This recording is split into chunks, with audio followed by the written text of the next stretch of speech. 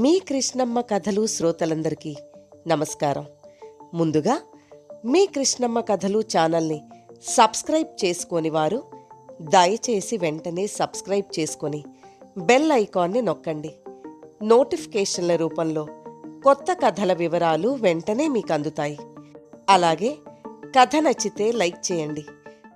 భావబంధురంగా సులభ శైలిలో ఈ మహాశివ పురాణాన్ని రచించిన వారు సుప్రసిద్ధ రచయిత శ్రీ గిరిజశ్రీ భగవాన్ గారు. ఓం నమః శివాయ. మహాశివ పురాణం పంచమాధ్యాయము నుండి వేదవ్యాసుని జననము, 12 జ్యోతిర్లింగములు, సోమనాథేశ్వరుడు, శ్రీశైల మల్లికార్జునుడు, మహాకాళేశ్వరుడు, ఓంకారేశ్వరుడు గురించి ఈ వీడియోలో వినబోతున్నాము. ఈ భూమండలం ఒక పెద్ద పద్మములాగాను, దాని యందు మనము నివసించు జంబూద్వీపము ఆ పద్మము మధ్య నుండి పద్మకర్ణి వలెను నిర్మితమై ఉన్నది. ఈ జంబూద్వీపము 1,00,000 యోజనాల పొడవు, అంతే వెడల్పు గల విస్తీర్ణముతో నలుచెదరముగా నవవర్షములు కలిగి ఉంది. వర్షము అనగా దేశము లేక జాతీయులు నివసించు ప్రాంతము. ఇందు మనది భారతవర్షము. మిగిలినవి కింపురుష, హరి, భద్రాస్వ, ఇలావృత, రమ్యక, హిరణ్మయ వర్షములను పేరు కలిగి యక్ష, కిన్నెర, కింపురుషాదులకు నివాసములుగానున్నాయి. భరతవర్షమున మహేంద్ర, మలయ, సహ్య, సుధామ, రుక్ష, వింధ్య, పారియాత్ర, అనుసప్త పర్వతములతో కూడిన పర్వత సమూహము ఉత్తర దిశయందున్నవి.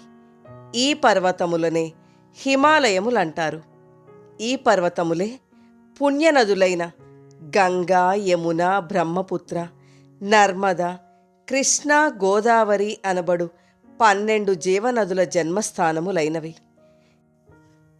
జపతపోనుష్ఠానములకు, యజ్ఞ యాగాది విహిత కర్మలకు, వేదాంత, వేద, ఆధ్యాత్మ, భక్తితత్వములకు, ధర్మార్థ, కామ, మోక్షములకు ఆలవాలమైన ఈ పుణ్యభూమిని సూర్యవంశము వారు, చంద్రవంశము వారు పరిపాలించారు.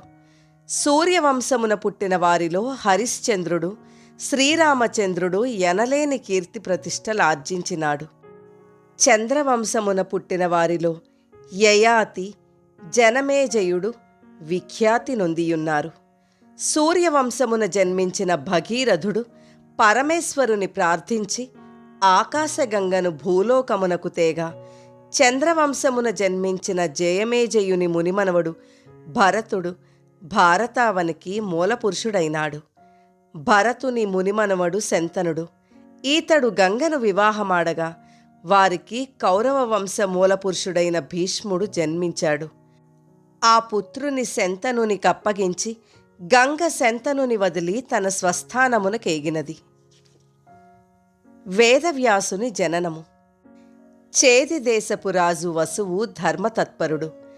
అతని భార్య గిరిక భర్త యందు అనురాగబద్ధురాలై ఉండేడిది.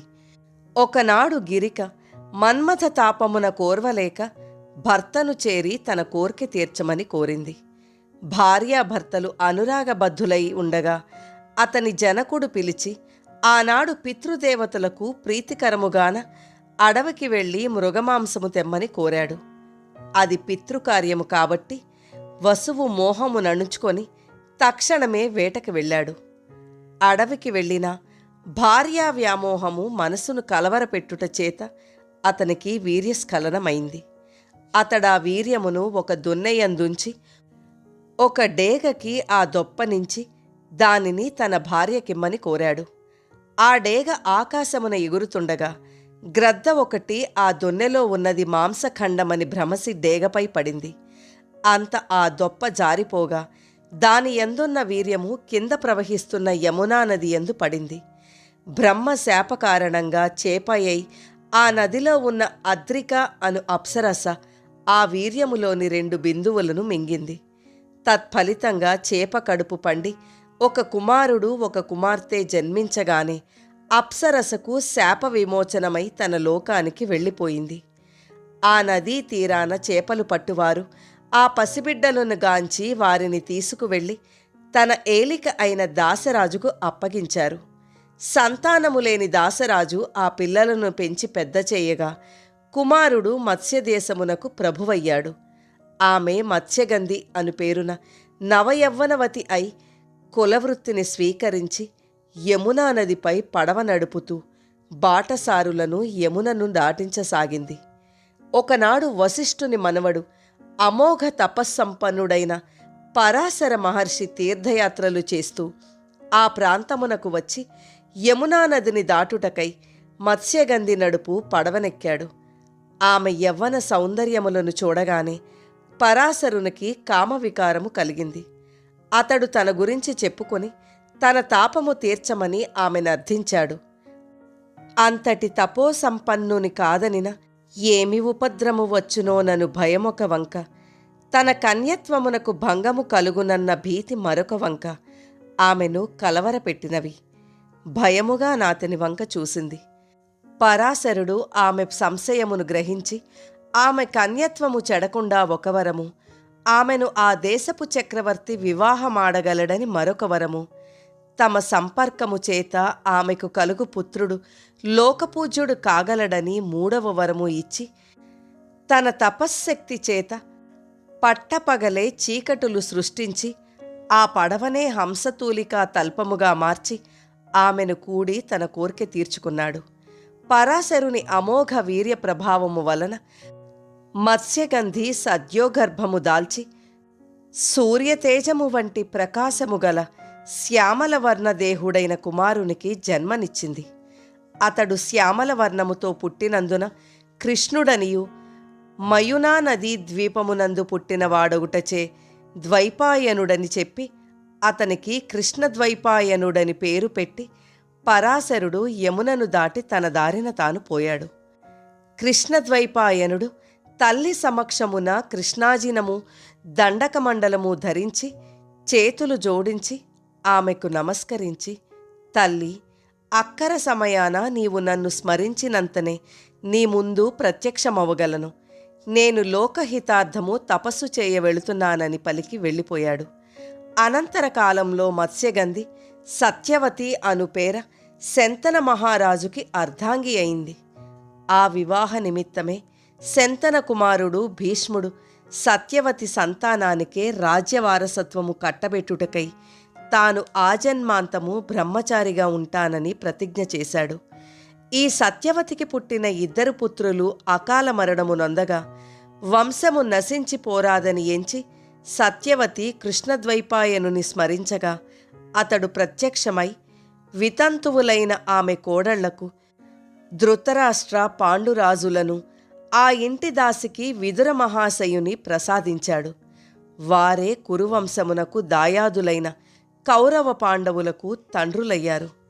ఇదిలా ఉండగా కఠోర తపస్సు చేసిన కృష్ణద్వైపాయనికి ఈశ్వరుడు దర్శనమిచ్చి, నాయనా, నీవు త్రికాలవేదివై, చిరంజీవివై, శాపానుగ్రహ సామర్థ్యము కలిగిన వాడవై సకల విద్యా పారంగతుడవుతావు. వేద విభజన చేసి వేదవ్యాసుడు అను పేర వర్ధిల్లు అని ఆశీర్వదించాడు. అంతట కృష్ణద్వైపాయనుడు రాశీభూతమై పడియున్న వేదములను 4 వేదములుగా విభజించి వేదవ్యాసుడైనాడు. వేద సారాంశమును 18 పురాణములుగా రచించాడు. 18 పురాణములు ఏమనగా మత్స్య పురాణము, మార్కండేయ పురాణము, భవిష్యత్ పురాణము, భాగవతము, బ్రహ్మ పురాణము, బ్రహ్మాండ పురాణము, బ్రహ్మ వైవర్త పురాణము, కూర్మ పురాణము, స్కంద పురాణము, నారద పురాణము, పద్మ పురాణము, అగ్ని పురాణము, వామన పురాణము, వాయు పురాణము, విష్ణు పురాణము, వరాహ పురాణము, లింగ పురాణము, గరుడ పురాణము. ఇవిగాక 1,25,000 శ్లోకములతో 18 పర్వములు గల మహాభారతమును కూడా వేదవ్యాసుడే రచించాడు. మహాభారతమునందు శ్రీకృష్ణ భగవానుడు అర్జునికి ఉపదేశించిన భగవద్గీత లోక ప్రసిద్ధమై సర్వులకు ఆరాధ్యనీయమైంది. ఇన్ని అపూర్వ పురాణములను సృష్టించిన వ్యాసుడు వ్యాస భగవానుడు అన్న సార్థక నామధేయుడై వేదాంగములను ప్రచారము చేయుచు ఆసేతు హిమాచలము పర్యంతము పర్యటించి చివరకు సాక్షాత్తు పరమశివుడే కొలువయ్యున్న కాశీ పుణ్యక్షేత్రమునకు చేరి అచట స్థిర నివాసమేర్పరుచుకొని నేటికీ చిరంజీవి అయి అదృశ్య రూపుడై విరాజిల్లుతున్నాడు వేదవ్యాస భగవానుడు. 12 జ్యోతిర్లింగము. లింగమనగా లీయతే గమ్యతే ఇతి లింగః. లిం లీయతి, గం గమయతి అనగా ఈ జగత్తు దేనియందు సంచరించి దేనియందు లయం చెందుతుందో అదే లింగము. దీని మొదలు ఏదో చెప్పడానికి వీలు కాదు. కనుక ఆద్యంతములు లేనిదే లింగము. లింగతత్వమే ఆత్మ. కనుక ప్రతి దేహమందు ఆత్మ అనే లింగం ఉంటున్నది. ఆ లింగస్వరూపుడే శివుడు. అగమ్యము అగోచరమైన దివ్యతత్వమును మానవులు గ్రహించుటకు నిదర్శనముగా లింగము ఉద్భవించుచున్నది. లింగము అనంత నిరాకార పరబ్రహ్మమునకు చిహ్నము. ఈ సత్యమును చాటడానికే ఆ పరబ్రహ్మ తొలుత లింగరూపుడై ఉద్భవించి బ్రహ్మ విష్ణులకు దర్శనమిచ్చాడు. అనంతరం లింగాకారుడై ముల్లోకాలలోనూ వెలసి నిత్యాభిషేక అర్చనలు అందుకుంటున్నాడు. భక్తుల సర్వజీవుల హృదయాలలో ఆత్మరూపుడై నివసించే శివుడు ఈ భౌతిక జగత్తులో ప్రతి ఒక్కరూ తనని పూజించుకోవడానికి వీలుగా కోటానుకోట్ల శివలింగములై వెలసి ఉన్నాడు. ఇట్టి అనేకానేక శివలింగములలో దాదాపుగా అన్నీ ప్రతిష్ఠించినవి కాగా కొన్ని మాత్రమే ఆ శివుడు తనకు తానుగా స్వయంగా లింగరూపుడై వెలసినవి ఉన్నాయి. వాటిలో అత్యంత ప్రాముఖ్యత నొందినవి ఈ 12 జ్యోతిర్లింగములు. వీటి చరిత్రలు లింగపురాణమునందు వ్యాసుల వారిచే వివరింపబడ్డాయి. సోమనాథేశ్వరుడు. దక్షుడు తనకు పుట్టిన 64 మంది కుమార్తెలలో అశ్వని భరణి మొదలగు 27 నక్షత్రముల పేర్లు గల పుత్రికలను చంద్రునికిచ్చి వివాహం చేశాడు. వారందరూ సౌందర్యవతులే. కాని చంద్రుడు తన మిగతా భార్యల కన్నా అధికముగా రోహిణిని ప్రేమించుచుండేటివాడు.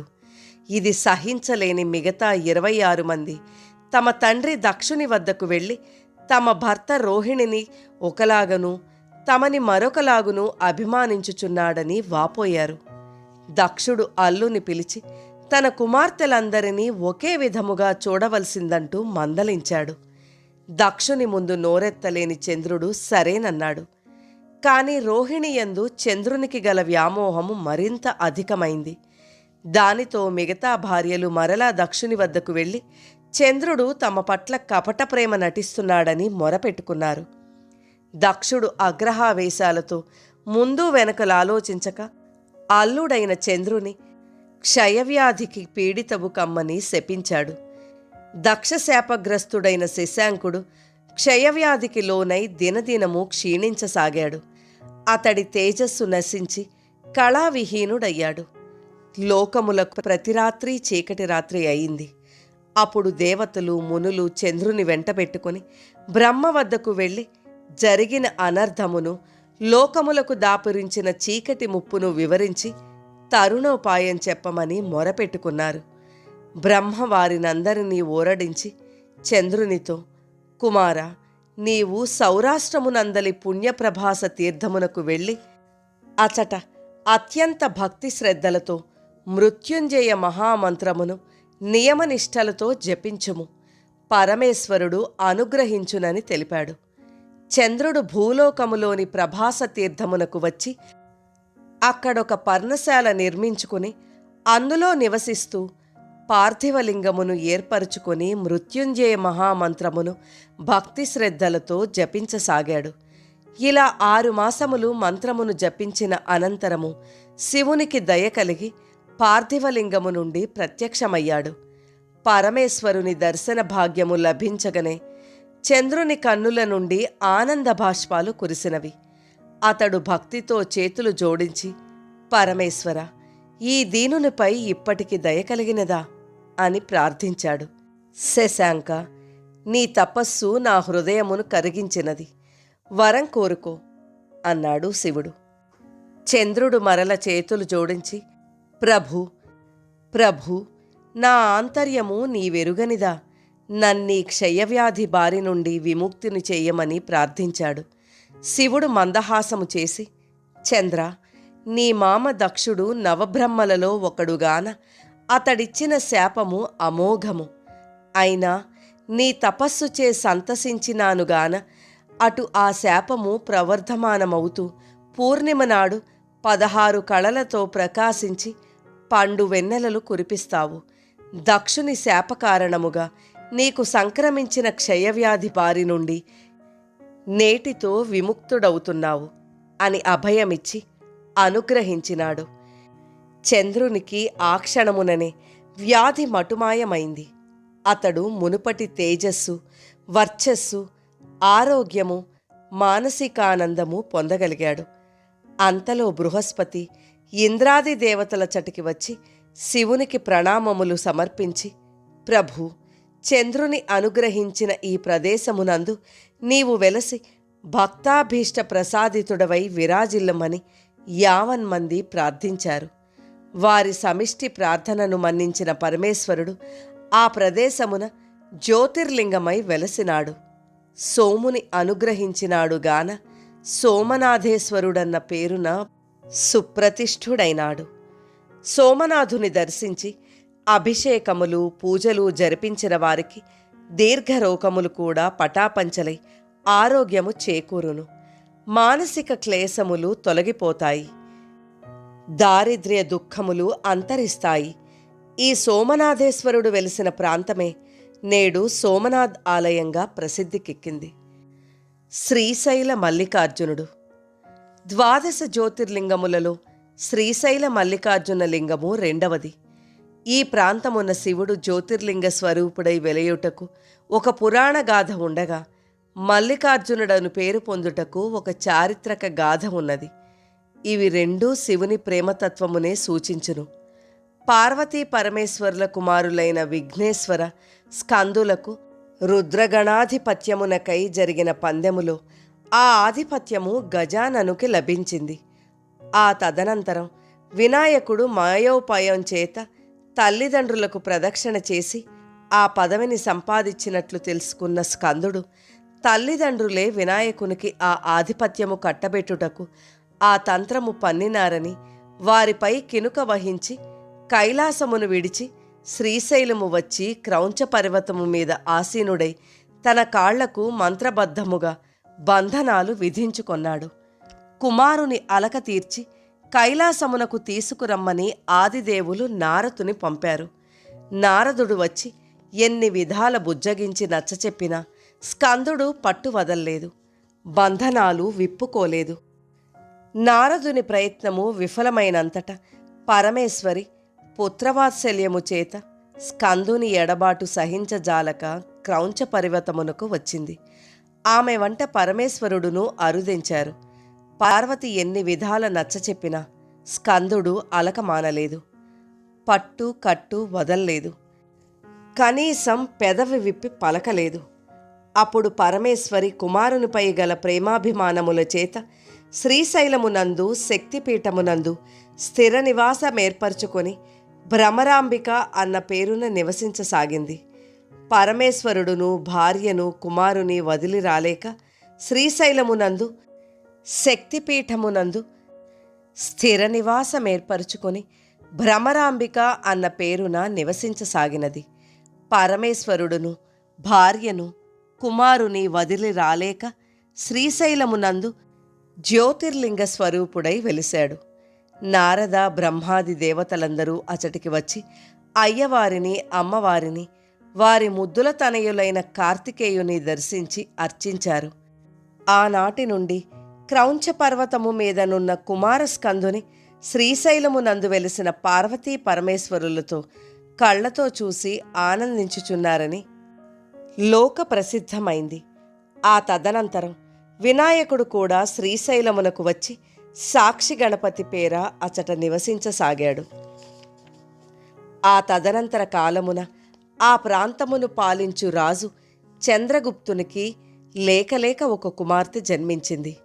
ఆమె పసిబిడ్డగా నుండగానే రాజు శత్రురాజులతో యుద్ధమునకై వెళ్ళాడు. ఆ యుద్ధము 16 ఏండ్ల పాటు సాగింది. అనంతరం విజయుడై తిరిగి వచ్చిన రాజుకి 16 ఏళ్ల ప్రాయము గల నవయవ్వనవతి అయిన అతని కుమార్తె చంద్రావతి కంటబడింది. రాజు ఆమె అందచందాలకు ముగ్ధుడై మోహావేశముతో ఆమెను చెరపట్టబోయాడు. అప్పుడు మహారాణి వచ్చి ఆమె తమ కూతురని, కుమార్తెను కామించుట తగదని వారించింది. రాజు కామప్రకోపము చేత భార్య మాటను పెడచెవిన పెట్టి చంద్రావతి వెంటపడ్డాడు. ఆ కామాంధుని బారి నుండి తప్పించుకుని శ్రీశైలము చేరి ఆ యువతి ఆ శిఖరాగ్రము నుండి కింద ప్రవహిస్తున్న కృష్ణలో దూకగా కృష్ణానది రెండుగా చీలి ఆమెకు మార్గం ఏర్పరిచింది. ఆమె ఆ దారిన నడుస్తూ తన వెనుక పరిగెత్తుకు వస్తున్న తండ్రిని గాంచి, కామాంధుడా, మోహావేశమున వావి వరుసలు మరిచిన నీవు బండరాయివై పడుండమని శపించింది. తక్షణమే ఆ రాజు పాతాళగంగయందు పచ్చటి బండగా మారిపోయాడు. అందుచేత ఆనాటి నుండి పాతాళగంగయందలి నీరు పచ్చరంగుగా కనిపిస్తూ ఉంటుంది. చంద్రావతి శ్రీశైలమునందు జ్యోతిర్లింగమై వెలసిన శివుని ప్రతినిత్యము సేవిస్తూ మల్లెపూలతో మాల కట్టి ఆ స్వామికి సమర్పిస్తుండేది. ఆ మల్లెల గుబాళింపులకు శివుని మనసు పరవశించింది. ఒకనాడు శివుడు ఆమెకు ప్రత్యక్ష దర్శనమిచ్చి, కుమారి, నీ సేవలకు సంతసించాను, ఏమి కావలయునో కోరుకోమన్నాడు. చంద్రావతి భోగభాగ్యములను మోక్షమునో కోరుకొనక, ప్రభు, ఈ మల్లెల మాలను శాశ్వతముగా నీ కంఠమునందు నలంకరించుకొనుము.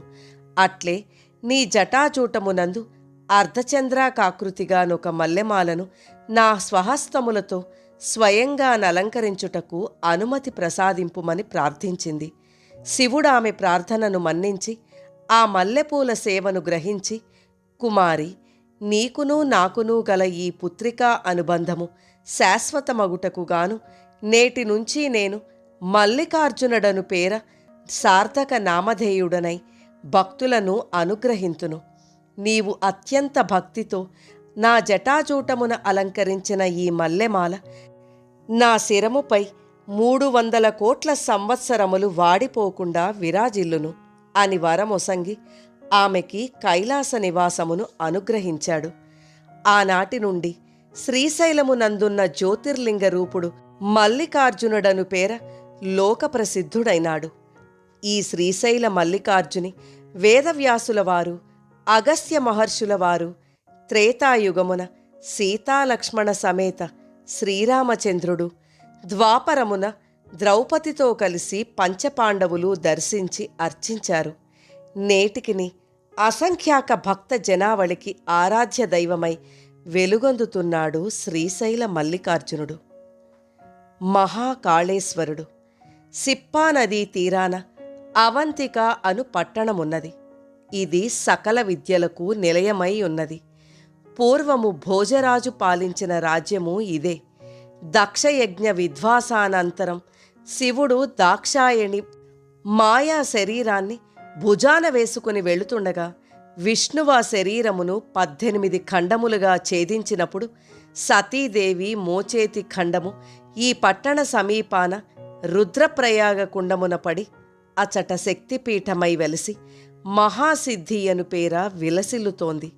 ఆ ఉజ్జయిని పట్టణమునందు వేదప్రియుడను బ్రాహ్మణుడు జప తపో నిష్ఠాపరుడై తన 4 పుత్రులతో గౌరవముగా శివభక్తి పరాయణుడై జీవించుచున్నాడు.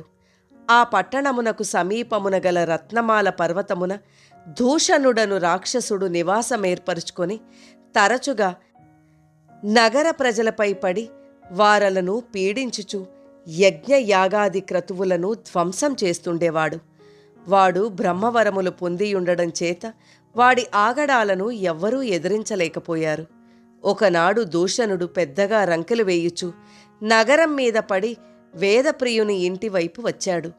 వేదప్రియుడు ఆ అపాయమును తప్పించుకొన దారి లేక తక్షణమే తన ఇంటిలోనే పార్థివలింగమును నిర్మించి భక్తితో దాని నర్చించి, ఈశ్వర, వరద, కాపాడుమని ఎలుగెత్తి ప్రార్థించాడు. మరుక్షణమే శివుడు ఆ పార్థివలింగము నుండి ఉద్భవించి వేదప్రియుని చంపబోతున్న దూషణుడి శిరస్సు ఖండించి వానిని వధించాడు. అంతట శివుడు ఆ విప్రునికి అభయమిచ్చి వరము కోరుకోమన్నాడు. వేదప్రియుడు భక్తితో చేతులు జోడించి, దేవా, నీ విచటనే వెలసి నన్ను కాపాడినట్లే అకాల మృత్యువాత పడనున్న వారిని రక్షించి కాపాడి వారికి పూర్ణాయుర్ధాయము నొసంగుమని ప్రార్థించాడు. వేదప్రియుడు లోకహితం కోసం అడిగిన కోర్కెను మన్నించి పరమేశ్వరుడు మహాకాళేశ్వరుడు అను పేర జ్యోతిర్లింగ స్వరూపుడై ఆ విప్రుని ఇంట వెలిశాడు. తదనంతర కాలమున అచటనే ఆలయము, ప్రాకారములు నిర్మించబడ్డాయి. నేడు అవంతి అను పేరునున్న పట్టణమున ప్రతి సంవత్సరము కుంభమేళా జరుగుచుండును. లక్షలాది భక్తులు ఆ ఉత్సవానికి తరలివచ్చి మహాకాళేశ్వరుని సేవిస్తుంటారు. ఓంకారేశ్వరుడు. ఒకప్పుడు నారదుడు భూలోక సంచారము చేస్తూ వింధ్య పర్వతాలకు వచ్చాడు. పర్వతుడు విద్యుక్త విధానంగా మహర్షికి ఆఘ్యపాద్యాదులు సమర్పించిన తదుపరి ప్రసంగవశాత్తు నాయందు సమస్త సంపదలు, సకల ధాతువులు కోకొల్లలుగా ఇమిడి ఉన్నాయి. కావున పర్వతములన్నింటిలోనూ నేనే పర్వత సార్వభౌముడనని చెప్పాడు. అందులకు నారదుడు నవ్వి, వింధ్య, నీవెట్లు పర్వత సార్వభౌముడవు కాగలవు? మేరు పర్వత శిఖరాలు మహోన్నతాలై దేవలోకము వరకు వ్యాపించి ఉన్నాయి. ఇంద్రాది దేవతలు ఆ పర్వతములపై విహరిస్తుంటారు. నీకా భాగ్యము లేదు కదా అని వెళ్ళిపోయాడు. వింధ్యుడు విచారించాడు. మేరు పర్వతము కన్నా తానే అధికుడననిపించుకోవాలని నిశ్చయించుకున్నాడు. వింధ్యుడు తన శిఖరమున ఓంకార యంత్రమును నిర్మించి దాని మధ్య పార్థివలింగమును స్థాపించి శివునికై ఘోర తపమాచరించాడు. ఇట్లు 100 మాసాలు కఠోర దీక్షతో సాగిన తపస్సుకు సంతసించి వింధ్యుని వరము కోరుకోమన్నాడు. వింధ్యుడు చేతులు జోడించి, శంకర, భక్తవ శంకర, మేరు పర్వతములపై విహరించు దేవేంద్రాదులకు నీ పవిత్ర పాదపద్మములే నిత్యపూజనీయములు. అట్టి దేవతా సార్వభౌముడవుగాన నీవు నా శిఖరమునందు వసించి పూజలందుకొనుమని ప్రార్థించాడు. వింధ్యాద్రి ప్రార్థనను మన్నించి ఓంకార యంత్రమును, అందు స్థాపించిన పార్థివలింగమును ఒక్కటిగా చేసి అచట ఓంకారేశ్వరుడు అను పేర జ్యోతిర్లింగ రూపుడై వెలిశాడు. ఆనాటి నుండి బ్రహ్మాది దేవతలు, మహర్షులు ఓంకారేశ్వరుని సేవిస్తున్నందున వింధ్యుని కోర్కే నెరవేరింది. నర్మదా నదిని పడవలపై దాటి వెళ్ళి భక్తులు ఓంకారేశ్వరుని దర్శించుకుని తరిస్తుంటారు. మహాశివపురాణములోని పంచమాధ్యాయము నుండి మిగిలిన జ్యోతిర్లింగాలైన వైద్యనాథేశ్వరుడు, భీమశంకరుడు, రామలింగేశ్వరుడు, నాగేశలింగము, విశ్వేశ్వరలింగము, త్రయంబకేశ్వరుడు, కేదారేశ్వరుడు, ఘస్మేశ్వరలింగము, ఉపసంహారము నెక్స్ట్ వీడియోలో వినగలరు. కథ నచ్చితే లైక్ చేయండి. మీరు లైక్ చేయడం వల్ల మరింత మందికి ఈ కథలు చేరతాయి.